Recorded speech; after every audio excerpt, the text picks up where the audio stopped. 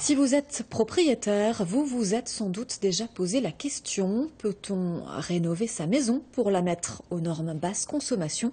Combien cela coûte-t-il? À Besançon, une maison des années 70 a obtenu le label EFI-Logis. Sa rénovation sert aujourd'hui d'exemple. Stéphanie Bourgeot, Jean-Pierre Belon. Un pavillon et quelques clés pour lui ouvrir un nouvel avenir. Isolation des murs, dalles et toitures à la laine de bois, des panneaux thermiques pour l'eau chaude, une véranda à plein sud ou presque et une VMC double entrée.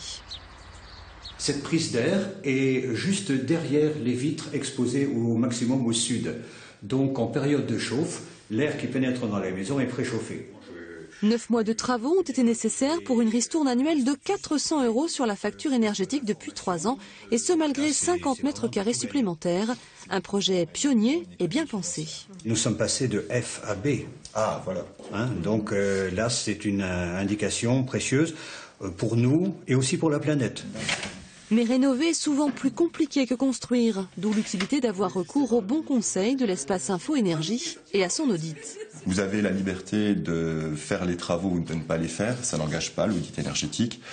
Simplement que si vous souhaitez faire les travaux, il y a une possibilité d'avoir des subventions complémentaires dans le cadre de l'appel à projet, si vous suivez toutes les préconisations données par le bureau d'études pour arriver à la performance finale. Transformer une passoire énergétique des années 70 en maison soucieuse de l'avenir, Jean-Pierre et Marie-Claude n'en rêvaient pas spécialement, mais cela correspondait à leurs principes.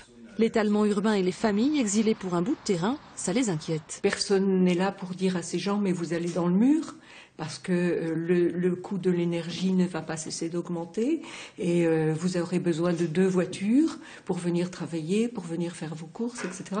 Est-ce que c'est bien raisonnable ? Crédit d'impôt, financement de l'ADEME et du Conseil régional, les aides existent, les hausses des tarifs énergétiques aussi. Autant de bonnes raisons de sauter le pas.